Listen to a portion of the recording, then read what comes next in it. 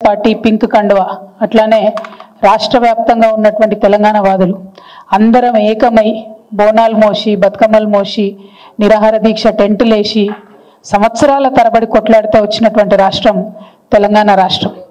ఆ తెలంగాణ రాష్ట్ర సాధనలో ఏమాత్రం పాత్ర లేనటువంటి వ్యక్తి మన ముఖ్యమంత్రి రేవంత్ రెడ్డి గారు.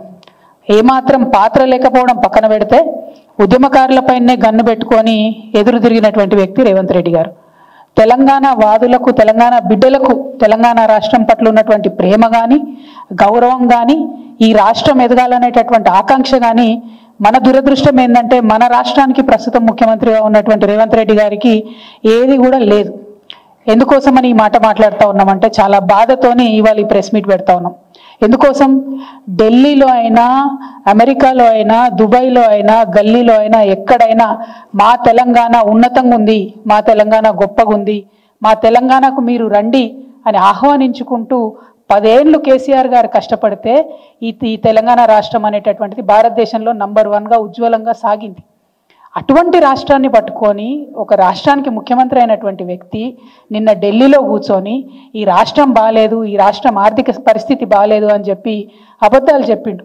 మన కర్మ ఏంటంటే ఆయన మన ముఖ్యమంత్రి గారు కావడం. దాంతోనే ఏం జరిగింది?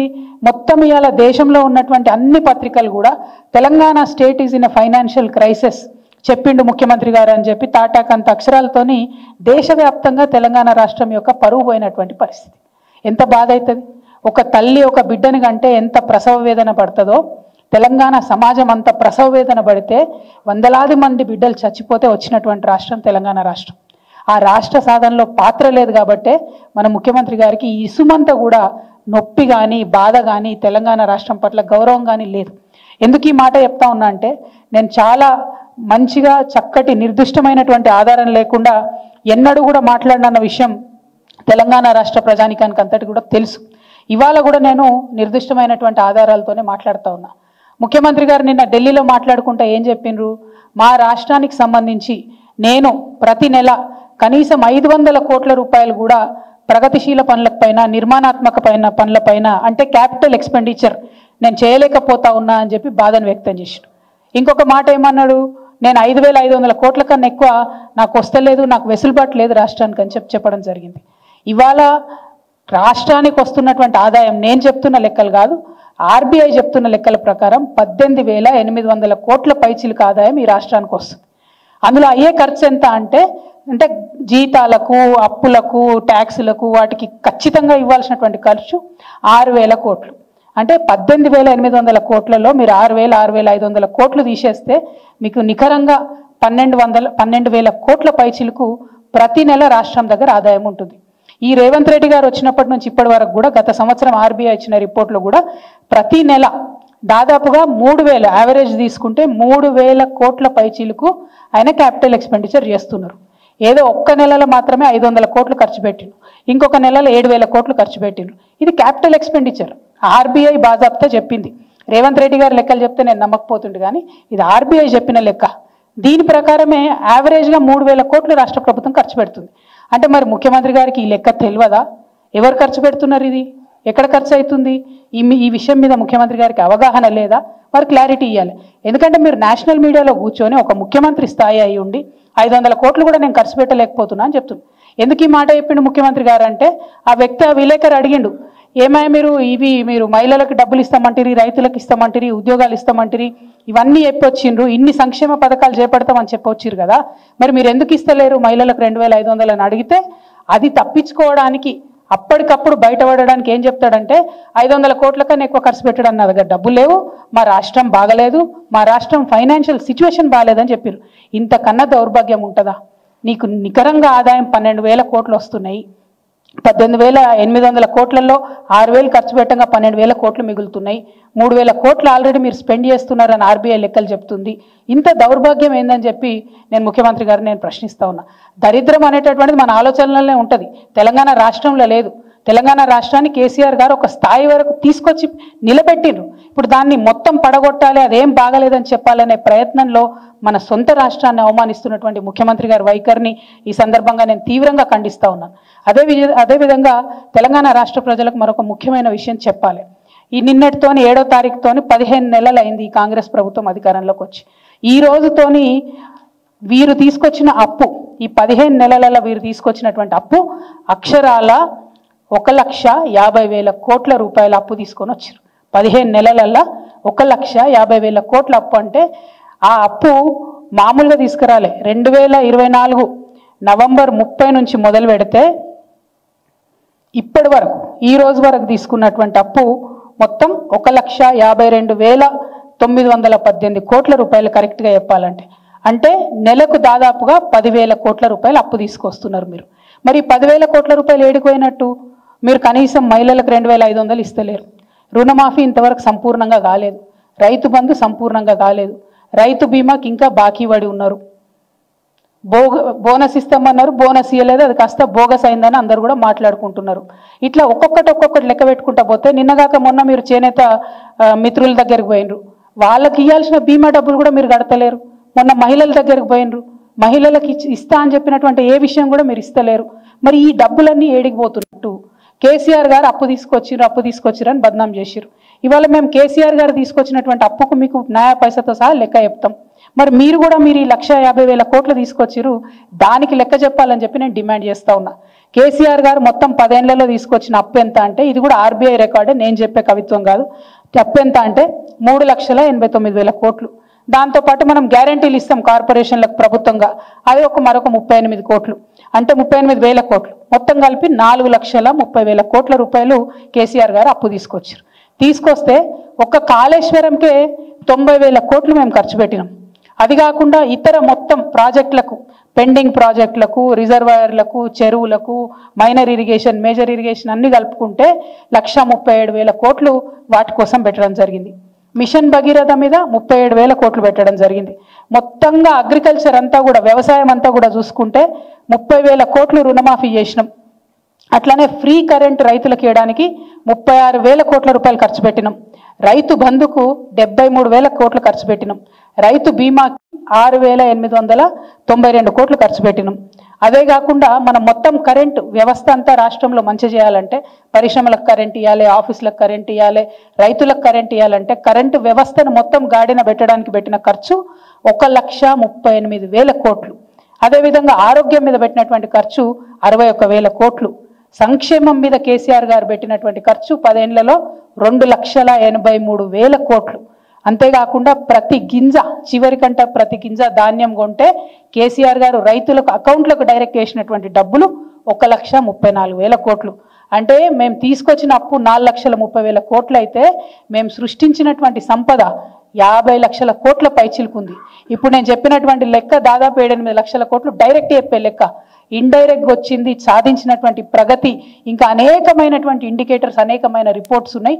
వాటన్నిటి ప్రకారం కేసీఆర్ గారు తీసుకొచ్చిన అప్పు 4,30,000 కోట్లు అయితే సృష్టించినటువంటి సంపద 50 లక్షల కోట్లు. అంతేకాకుండా ఇవాళ ఒక మాట ఉంటుంది, జనరల్గా ఏదైనా వ్యవస్థ, ఇల్లు, ప్రభుత్వం, రాష్ట్రం, దేశం ఏది నడిపినా కూడా మనం తీసుకొచ్చినటువంటి అప్పు ఎంత ఉంది, దాని నుంచి మనం సృష్టించినటువంటి సంపద ఎంత ఉందని పారామీటర్ ఉంటుంది.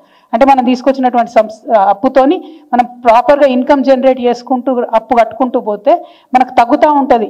ఏంటిదంటే దాన్ని ఒక మాట సాంకేతికంగా ఉంటుంది, కానీ ఇది ఖచ్చితంగా తెలవాలి విద్యార్థులకు, మేధావులకు అని చెప్తా ఉన్నా. ఇంట్రెస్ట్ పేమెంట్ పర్సెంటేజ్ ఏదైతే మన రాష్ట్రంలో వచ్చే ఆదాయంతో ఇంట్రెస్ట్ పేమెంట్ పర్సెంటేజ్ ఏదైతే ఉంటుందో అది రాష్ట్రం వచ్చేటప్పటికి, తెలంగాణ రాష్ట్రం వచ్చేటప్పటికి 21.64 అంటే 21.64% ఉంటే, మా ప్రభుత్వం అయిపోయినాటికి 2023లో మేము అధికారంలోంచి వెళ్ళిపోయే సమయానికి 17.19% తగ్గించుకోగలిగినాం. అంటే ఎంత బాధ్యతగా తీసుకొచ్చినటువంటి అప్పును నిర్మాణాత్మకంగా గడితే అది సాధ్యమైందన్నటువంటి విషయం ప్రజలందరూ గమనించాలని చెప్పి నేను కోరుతా ఉన్నాను. మరి ఇవాళ ముఖ్యమంత్రి గారి గురించి ఆలోచిస్తుంటే నిజంగా చాలా దయనీయంగా ఉంది. ఆయనకు ఒక సామాజిక దృక్పథం లేదు, ఒక ఆర్థిక క్రమశిక్షణ లేదు, వాగ్దానాలు నిలబెట్టుకోవాలనేటటువంటి నియతి లేదు, కనీసం భవిష్యత్తు పట్ల ఒక దూరదృష్టి లేదు, పేదవాని కడుపు నింపాలనేటటువంటి ఆలోచన లేదు. నేనేమంటున్నా అంటే ఈ 15 నెలలల్లో మీరు వచ్చినట్టు అప్పులు తీసుకుపోయి పెద్ద కాంట్రాక్టర్లకు ఇచ్చిండ్రు. ఇంకా 35 నెలలు మాత్రమే ఉన్నది. కనీసం నెలకొక మంచి పని చేయండి. మీరు ఒక నెలకొక్క మంచి పని అనే ఒకటైనా మంచి పని చేయండి. ఈ 15 నెలల్లో చెప్పుకునే స్థాయిలో ఒక పని కూడా మీరు చేయలేదు. అదేవిధంగా మీరు ఈ అప్పు ఏదైతే తీసుకొచ్చిరో ఆ అప్పుకు సంబంధించి ఖచ్చితంగా ఒక వైట్ పేపర్ రిలీజ్ చేయాలని చెప్పి నేను డిమాండ్ చేస్తా ఉన్నా. ఎందుకంటే 12,000 కోట్లు నెలకు నికరంగా డబ్బులు కనబడుతున్నాయి. ఒక్క సంక్షేమ పథకం ప్రారంభం కాలేదు, ఒక్క పెద్ద ప్రాజెక్టు ప్రారంభం కాలేదు, కానీ పెద్ద కాంట్రాక్టర్లకు మాత్రం పేమెంట్స్ కంటిన్యూస్గా జరుగుకుంటూ పోతున్నాయి. ఈ విషయాన్ని ప్రజలు గమనిస్తూ ఉన్నారు. మీ ప్రాధాన్యత పెద్దవాళ్ళ మీద ఉంది, పేదవాళ్ళ మీద లేదు. కాబట్టి ఇప్పుడు రేపు గవర్నర్ ప్రసంగం ఉంది, దాంట్లో ఉన్న క్లారిటీ ఇవ్వండి. మనకి మొత్తం ఈ మంత్ అంతా కూడా బడ్జెట్ సమావేశాలు ఉంటాయి, దాంట్లో ఉన్న వైట్ పేపర్ పెట్టండి, కానీ ఒక స్పష్టత ఇవ్వండి. ఇవాళ మీరు 1,50,000 కోట్ల అప్పు 15 నెలల్లో తీసుకొస్తే మరి మీ వైఖరి చూస్తుంటే ఇంకొక 3.5 లక్షల కోట్ల అప్పు తెలంగాణ ప్రజలు నెత్తిన మోపేటట్టు కనపడతా ఉన్నది. కానీ దాని నుంచి నిర్మాణాత్మకమైన పని జరుగుతలేదు. అన్నిటికన్నా ఎక్కువ కేసీఆర్ గారి నినాదం ఒకటే ఉండే, ఆత్మగౌరవంతో కూడినటువంటి అభివృద్ధి అనేటటువంటి నినాదం కేసీఆర్ గారిది ఉండే.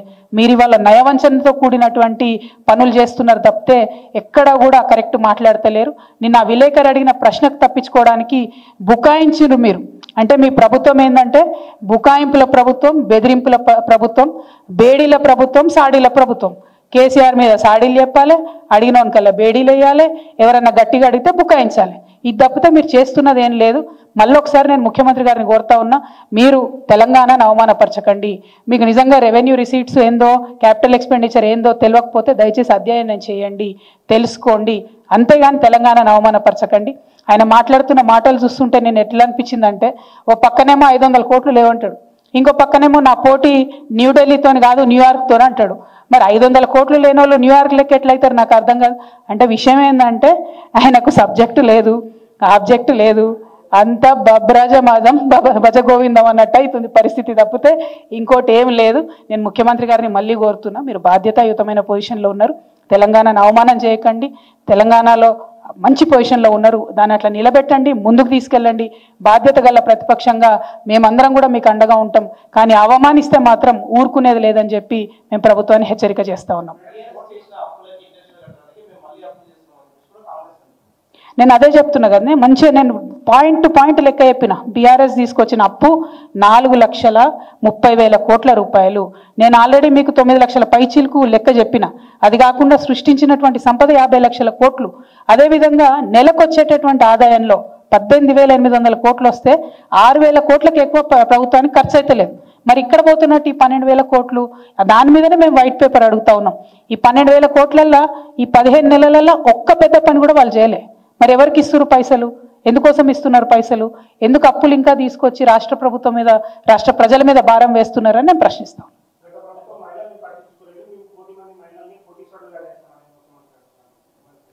కోటి మంది మహిళల్ని కోటీశ్వరులు చేయాలంటే ఒక సాలిడ్ పథకం ఏదైనా ఉండాలి కదనే. నిన్న మహిళా దినోత్సవం నాడు ముఖ్యమంత్రి గారు మాట్లాడినారు, ఏమన్నారు, స్కూల్ డ్రెస్లు ఇచ్చేటటువంటి పథకం ఇస్తామన్నారు. అది మేము ఇస్తున్నదే, ఇదివరకు ఇచ్చిందే. మేము 50 రూపాయలు ఇస్తుంటిమి, ఆయన దాన్ని 75 రూపాయలు చేస్తా అన్నారు. కానీ మేము 50 రూపాయలు 2 సార్లు ఇచ్చేది, ఆయన 75 రూపాయలు ఒకటేసారి ఇస్తా అన్నాడు. అంటే కోషిని తప్పితే పెంచింది ఏం లేదు. ఏ పథకం తీసుకున్నా కేసీఆర్ గారి పథకంలో కోతలు పెట్టడం తప్పితే ఆయన చేస్తున్నటువంటిది ఏమీ లేదు. కొత్త పథకం లేదు.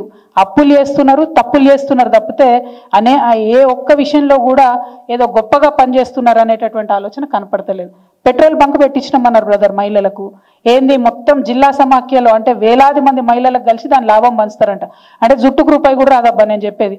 అటువంటి పరిస్థితుల్లో ఎట్లా కోటీశ్వర్లు అవుతారు మహిళలు? సాలిడ్ స్టెప్స్ ఉండాలి కదా, అవి లేవని అంటున్నాం.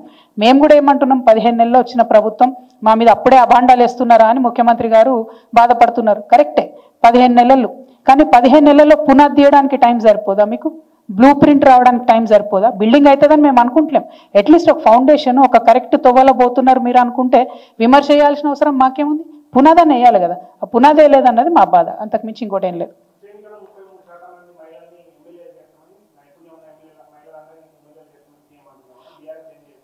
ఆయన చేసేది ఏం లేదబ్బా, ఆయన పాత్ర లేదు. మహిళా దినోత్సవం నాడు మహిళల కోసం అని చెప్పి ఏదో మాట్లాడాలి కాబట్టి మాట్లాడారు. ఆ మహిళా బిల్లు కోసం ఇగో ఈ అక్క నేను మేమందరం పోయి ఢిల్లీలో ధర్నా చేస్తే ఆనాడు ఒత్తిడి పెంచితే సోనియా గాంధీ గారి మీద కేసీఆర్ గారు ఉత్తరం రాస్తే ఆ తర్వాత ఎన్డీఏ వాళ్ళు ప్రెషర్లోకి వచ్చి మహిళా బిల్లు చేసిరు. అది కూడా పోస్ట్ డేటెడ్ చెక్ లెక్క వేసిరు. మహిళా బిల్లు పాస్ అయ్యి ఎన్ని రోజులైంది? ఏమైనా మధ్యలో 3 రాష్ట్రాలు ఎన్నికలు అయిపోయినాయి, ఆడ ఎమ్మెల్యేలను కానియలే. మరి ఇప్పుడన్నా వాళ్ళు కనీసం జనాభా లెక్కలు చేస్తేనే ఇక్కడ ఎమ్మెల్యేలు అవుతారు మహిళలు. మాకు ఇక్కడ 53 మంది ఎమ్మెల్యేలు అవుతారు మహిళలు. ఘంటాపథంగా చెప్తున్నా, ఇక్కడ ఈ రాష్ట్రంలో 53 మంది మహిళా ఎమ్మెల్యేలు అవుతారంటే అది కేవలం బీఆర్ఎస్ పార్టీ వల్ల మాత్రమే సాధ్యమైందని చెప్తున్నారు. Thank you. జై తెలంగాణ.